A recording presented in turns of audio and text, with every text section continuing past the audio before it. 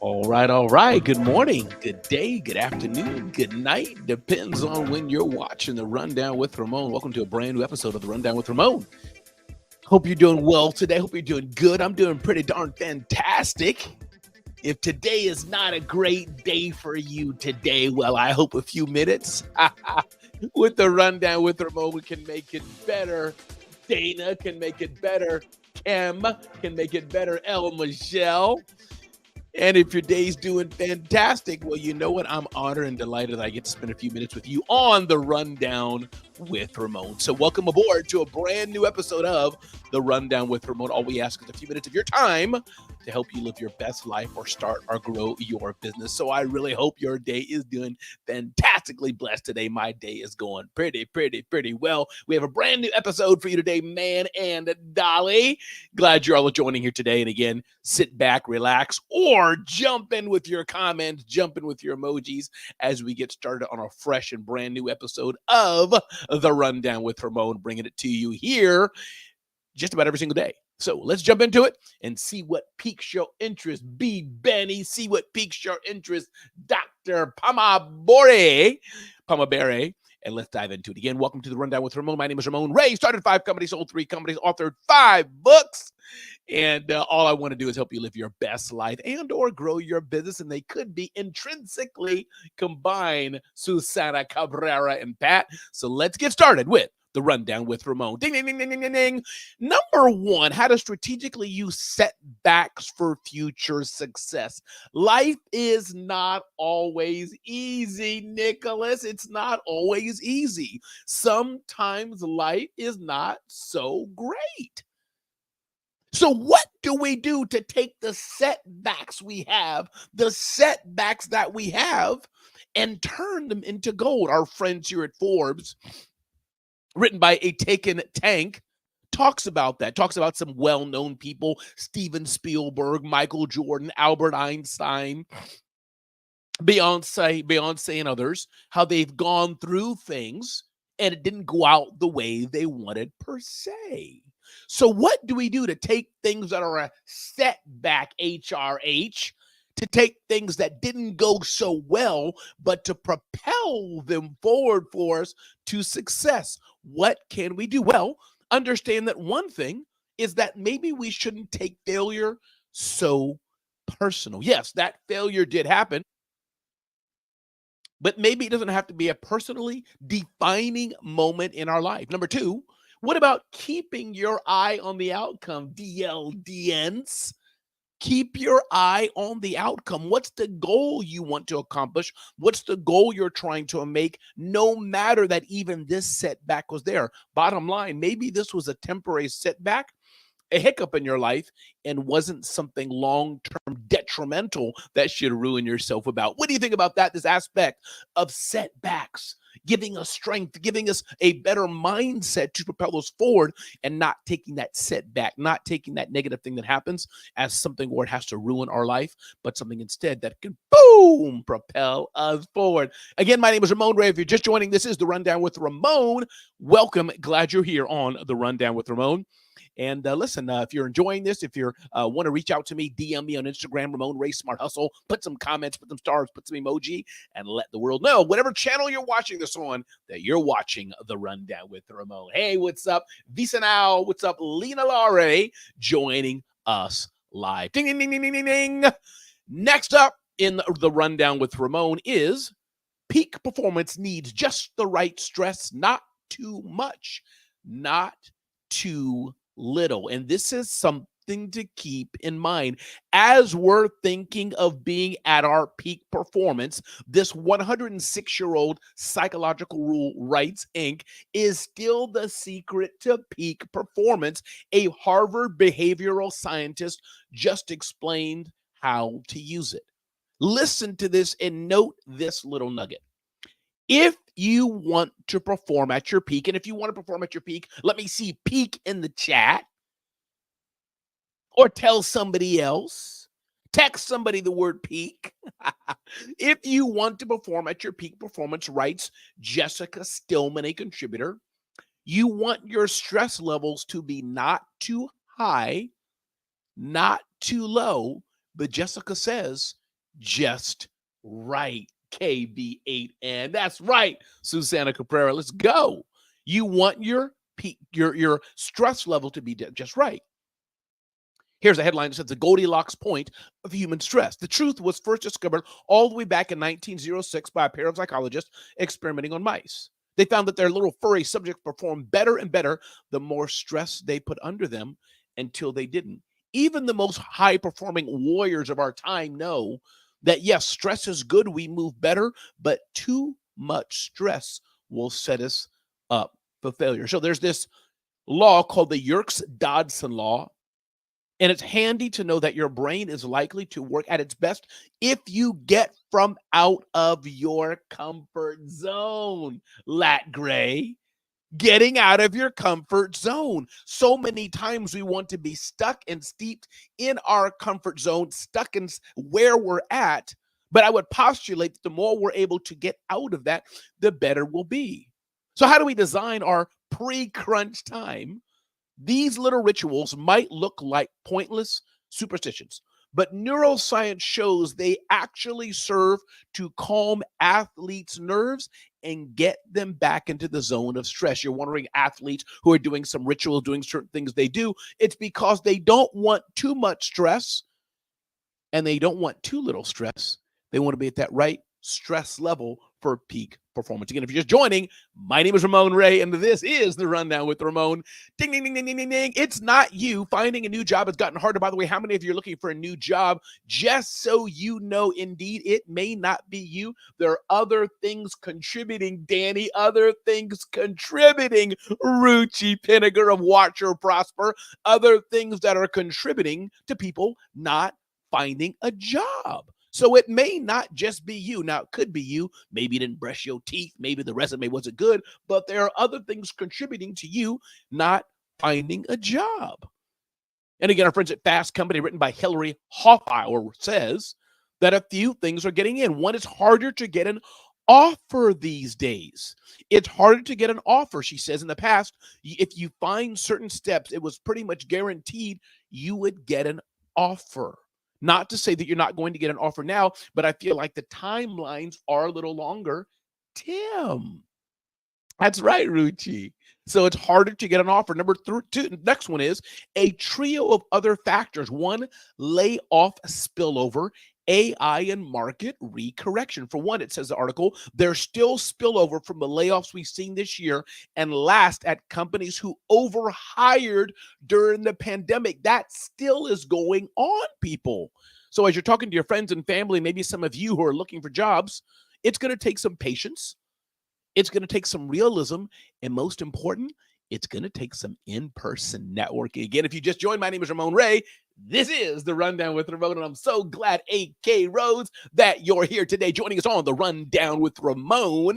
Hope it's useful for your life or your business. Moving forward here, ding, ding, ding, ding, ding. Make your work day work for your mental health.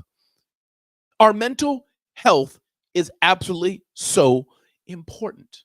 But we all have day-to-day work that we do. Tim says, I did an interview yesterday via typing on Microsoft Teams. That was the first for me. Wow. Yeah. There we go. There we go. All kind of new ways that people are looking to find talent for their businesses. When you're struggling with your mental health, getting through your workday can feel a lot harder than usual. If your workload is making your anxiety, depression, or other mental health difficulties worse, it's not always the quantity or type of work that's the culprit, says this article in Harvard Business Review. Mayor, thanks for joining us. Sometimes it's that your workday, listen up, isn't structured in a way that suits your natural rhythms or your mental health challenges. So it's important to not just work, but to have a work day that's not filled with anxiety and depression, to have a work day that accommodates and lets you understand if you have ADHD, a real thing, maybe you have bipolar disorders, maybe you have various mental conditions, have a work day that accommodates that. And so what can you do? Build strong habits around the deep meaningful work that you want to do. Writes this article in Harvard Business Review. Another thing you can do, create routines to do tasks without immediate deadlines. Use an unfocused mind to get things done. And again, for you managers out there who are managing your teams, it's important you understand that you don't want to be the cause of stress on your teams, because that will definitely impact your work, says Alice Boyes, PhD, and the author of The Healthy Mind Toolkit. Again, my name is Ramon Ray. This is The Rundown with Ramon. Thanks so much for being here today. If you're liking this episode, use the comment, use the chat. Let people know, take a screenshot, share it. You're watching it on your TV, watching it wherever you're watching it at. Let people know you're watching The Rundown with Ramon. Share it out and let people know that this is the place to be. Make your workday work for your mental health. Ding, ding, ding, ding, ding, ding, ding. Mental health experts recommend these tips to combat burnout. Top 5 books these mental health experts say will help you combat burnout. 1, Connected by Nicholas Christakis and James Fowler. Check out that book, Connected, The Surprising Power of Our Social Networks and How They Shape Our Lives. Another top book, The Upside of Stress by Kelly McGonigal. Why Stress is Good for You and How to Get Good at It. Burnout, The Secret to Unlocking the Stress Cycle by Emily Nagoski and Amelia Nagoski. Maybe they're sisters. The Secret to Unlocking the Stress Cycle. Another good book that many of you have heard about and read, The Power of Habit, Why We Do What We Do in Life and Business by Charles Duhigg. Burn Rate by Andy Dunn. Launching a Startup and Losing My Mind. These are just a few, I'm sure, of many books that you can get and read, which may help you reduce stress more. Ding, ding, ding, ding, ding, ding, ding. Next up, how I use AI to support my work as a business owner with ADHD. AI is powerful. If you're not leveraging the power of AI, you are hindering your business because your competition is using it and they're going to trounce you and get farther ahead of you. Writes this article in Buffer by Ariana Rodriguez. Talks about how she's using AI to help her do it. AI helps me identify steps forward and prioritize ideas. I have ChatGPT ask me questions to unlock the answers in my brain. That's pretty innovative, using ChatGPT to unlock what's already in there. ChatGPT helps me verbally process without taking up my team's time. I use AI to accelerate my learning. I use AI quite a bit. Hey, Joel, I use AI quite a bit day to day to help me get good questions, help me get good answers. I built custom GPTs to train AI to work best with me. This is something, dear people, that's very important as you're considering how you can leverage the power of AI in your business. You must be sure, Susana Cabrera, to train the AI to work best for you. Moving forward, ding, ding, ding, ding, ding, ding, ding. How can self-storage units benefit small businesses? Interesting. Did you know if you're looking to make a little extra cash, self-storage units can benefit you not just by renting them out, but a few other ways, right? Our friends here at Noobpreneur.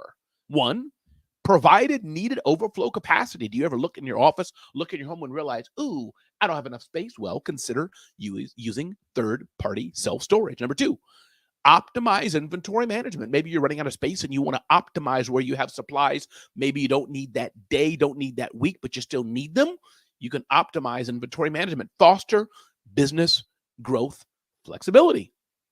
You have flexibility how fast and how your business grows by using a storage unit. Secure essential records responsibly. Maybe in your corporate office is not kind of the best place. Maybe you have some super, super secret documents that you want nobody to know about. Well, you can use a record storage unit to store those documents better. Optimize workspace productivity. When startup workspaces burst beyond dwellings or back offices initially, moving ancillary tools or files into external storage adjacent primary sites optimizes the prime location utility, explains organizational expert Brianna Knight. So these are some ways that you can use third-party storage to really boost your business and take it to the next level. Moving forward here, ding, ding, ding, ding, ding, ding, ding. Understand 8 relationship types to up your emotional intelligence. That's right, Joe. Let's go. Emotional intelligence is so important. What are some relationship types that you may need to know? Check this out. One, something called Entagsliebe. This German word is based on the word for mayfly and translates to 1 day's love. It refers to an intense but brief relation.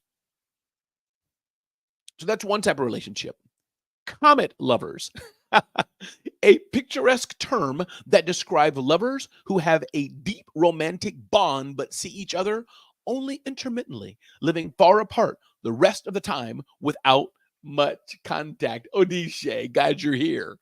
Holy Bay. This is a slang term for someone you're involved with only when you're visiting home for the holidays. Who knew? Another term, zip coding, a slightly more adult version of the holiday. Zip coding refers to dating someone only when you're both in the same zip code. New relationship energy, the first of a pair of words borrowed from the vocabulary of polyamory. New relationship energy is, you guessed it, the buzzing excitement of a new relationship. Established relationship energy. The twin of the term above this refers to the comfort of a stable, long-term relationship. You can't reasonably expect, writes our friends at Inc., to have both at the same time. But having words for the two states helps you appreciate whichever one you're experiencing. Platonic admiration. This is a fancy term for a friend, crush you admire and want to impress, but not in a romantic way. Gardenier insists knowing the term can help you distinguish genuine romantic interest from budding friendship. So those are just a few terms that you may want to note for your next relationship that you're having. Ding, ding, ding, ding, ding, ding, ding. Why spammers like to invade people's conversations. This is something here that's interesting. Article coming out about spammers. People who just comment on things you're doing, and they're not really adding any value to it. Do they just want attention? Do they trying to, that's probably what it is. They just want attention. They have nothing else to do. And you can do a few things with spammers who invade you. You could ignore them, especially if it's not a detrimental part of your business. You can just ignore them and let them spam away and feel great about themselves. Number two, you can block them. That's the second thing you to do. Maybe you don't want to block them and give them a second chance. You can decide to just, what's the other thing? Not just blocking, but remove them temporarily. So that's just a tip. As we go on and use the power of social media much more, you're going to have spammers who are going to be in your life. We're going to want to be part of what you're doing. And you can decide to ignore, to block, or remove. That's one tip about what to do with spammers who may be invading your life. Ding, ding, ding, ding, ding, ding, ding. Moving forward, what's up, McKee? Thanks for joining here. Another thing on the Rundown with Ramon, 8 steps to implement why into leadership, writes Jeffrey Cecil of Brains. Asking the question why, understanding why we're doing something is important. This has been popularized by Simon Sinek. Define your why. Communicate your why. Align actions with your why. Again, this concept of why, it's important. Because if you can't translate to your team why you're doing something, it's going to be hard for them to do it. Align your actions with your why. Foster a culture around the why. Lead by example, adopt and evolve your why. Measure your impact. Educate and train. If you want to be a leader that's going to make an impact on the world, you have to be able to justify to your team why you're doing what you're doing. Listen, if you're liking this information, check us out at zoneofgenius.com. And remember, as I always say in every episode, be clear on what you really, really, really want in life and why you're doing what you're doing. Ask yourself, do you even want to be in business? It's important to understand. Understand this is not Shark Tank. This is not a life. It's not a show where there's a commercial break. You have to have that grit to go on and ask, are you hungry enough to get to where you need to be? I am Monica Justice. You have to be able to do that. Your pricing. Is your pricing at a premium, or are you trying to be the cheapest vendor on the market? And last but not least, I want you to ask yourself, what do you do best. Once again, everybody, this is the Rundown with Ramon. I'm glad you're with me today on the Rundown with Ramon. Be blessed. Have an amazing day. Go make an impact in the life of somebody else. Let them know that they matter because you matter as well. And this is the Rundown with Ramon.